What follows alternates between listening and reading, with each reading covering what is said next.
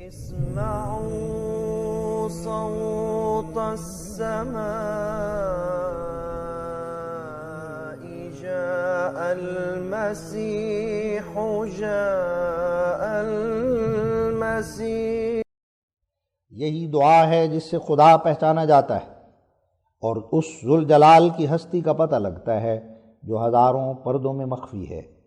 دعا کرنے والوں کے لیے آسمان زمین سے نزدیک آ جاتا ہے اور دعا قبول ہو کر مشکل کشائی کے لیے نئے اسباب پیدا کیے جاتے ہیں اور ان کا علم پیش از وقت دیا جاتا ہے۔ اور کم سے کم یہ کہ میخ آہنی کی طرح قبولیت دعا کا یقین غیب سے دل میں بیٹھ جاتا ہے۔ سچ یہی ہے کہ اگر یہ دعا نہ ہوتی تو کوئی انسان خدا شناسی کے بارے میں حق الیقین تک نہ پہنچ سکتا۔ دعا سے الہام ملتا ہے، دعا سے ہم خدا تعالیٰ کے ساتھ کلام کرتے ہیں۔ جب انسان اخلاص اور توحید اور محبت اور صدق اور صفا کے قدم سے دعا کرتا کرتا فنا کی حالت تک پہنچ جاتا ہے، تب وہ زندہ خدا اس پر ظاہر ہوتا ہے جو لوگوں سے پوشیدہ ہے۔ دعا کی ضرورت نہ صرف اس وجہ سے ہے کہ ہم اپنے دنیاوی مطالب کو پاویں، بلکہ کوئی انسان بغیر ان قدرتی نشانوں کے ظاہر ہونے کے جو دعا کے بعد ظاہر ہوتے ہیں اس سچے ذوالجلال خدا کو پا ہی نہیں سکتا جس سے بہت سے دل دور پڑے ہوئے ہیں۔ نادان خیال کرتا ہے کہ دعا ایک لغو اور بیہودہ امر ہے، مگر اسے معلوم نہیں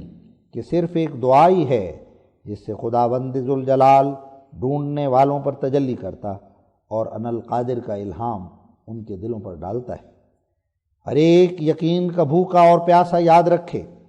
کہ اس زندگی میں روحانی روشنی کے طالب کے لیے صرف دعا ہی ایک ذریعہ ہے جو خدا تعالیٰ کی ہستی پر یقین بخشتا اور تمام شکوک و شبہات دور کر دیتا ہے، کیونکہ جو مقاصد بغیر دعا کے کسی کو حاصل ہوں وہ نہیں جانتا کہ کیوں کر اور کہاں سے اس کو حاصل ہوئے، بلکہ صرف تدبیروں پر زور مارنے والا اور دعا سے غافل رہنے والا یہ خیال نہیں کر سکتا کہ یقیناً و حقاً خدا تعالیٰ کے ہاتھ نے اس کے مقاصد کو اس کے دامن میں ڈالا ہے۔ یہی وجہ ہے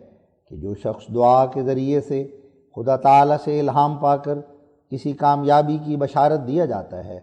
وہ اس کام کے ہو جانے پر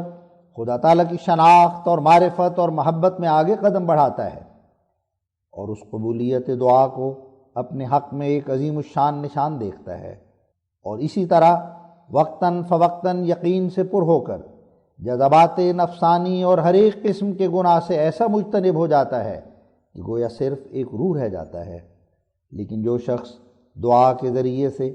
خدا تعالیٰ کے رحمت آمیز نشانوں کو نہیں دیکھتا، وہ باوجود تمام عمر کی کامیابیوں اور بے شمار دولت اور مال اور اسباب تنعم کے دولت حق الیقین سے بے بہرہ ہوتا ہے، اور وہ کامیابیاں اس کے دل پر کوئی نیک اثر نہیں ڈالتی، بلکہ جیسے جیسے دولت اور اقبال پاتا ہے غرور اور تکبر میں بڑھتا جاتا ہے۔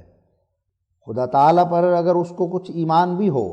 تو ایسا مردہ ایمان ہوتا ہے جو اس کو نفسانی جذبات سے روک نہیں سکتا اور حقیقی پاکیزگی بخش نہیں سکتا۔ یہ بات یاد رہے کہ اگرچہ قضاء و قدر میں سب کچھ مقرر ہو چکا ہے، مگر قضاء و قدر نے علوم کو ضائع نہیں کیا۔ سو جیسا کہ باوجود تسلیم مسئلہ قضاء و قدر کے ہر ایک کو علمی تجارب کے ذریعے سے ماننا پڑتا ہے کہ بے شک دواؤں میں خواص پوشیدہ ہیں، اور اگر مرض کے مناسب حال کوئی دوا استعمال ہو تو خدا تعالیٰ کے فضل و کرم سے بے شک مریض کو فائدہ ہوتا ہے۔ سو ایسا ہی علمی تجارب کے ذریعے سے ہر ایک عارف کو ماننا پڑا ہے کہ دعا کا قبولیت کے ساتھ ایک رشتہ ہے۔ ہم اس راز کو معقولی طور پر دوسروں کے دلوں میں بٹھا سکیں یا نہ بٹھا سکیں، مگر کروڑہا راست بازوں کے تجارب نے اور خود ہمارے تجربے نے اس مخفی حقیقت کو ہمیں دکھلا دیا ہے کہ ہمارا دعا کرنا ایک قوت مقناطیسی رکھتا ہے اور فضل اور رحمت الہی کو اپنی طرف کھینچتا ہے۔ نماز کا مغز اور روح بھی دعا ہی ہے جو سورہ فاتحہ میں ہمیں تعلیم دی گئی ہے۔ جب ہم اہدنا الصراط المستقیم کہتے ہیں تو اس دعا کے ذریعے سے اس نور کو اپنی طرف کھینچنا چاہتے ہیں جو خدا تعالیٰ سے اترتا اور دلوں کو یقین اور محبت سے منور کرتا ہے۔ یہی دعا ہے جس سے خدا پہچانا جاتا ہے۔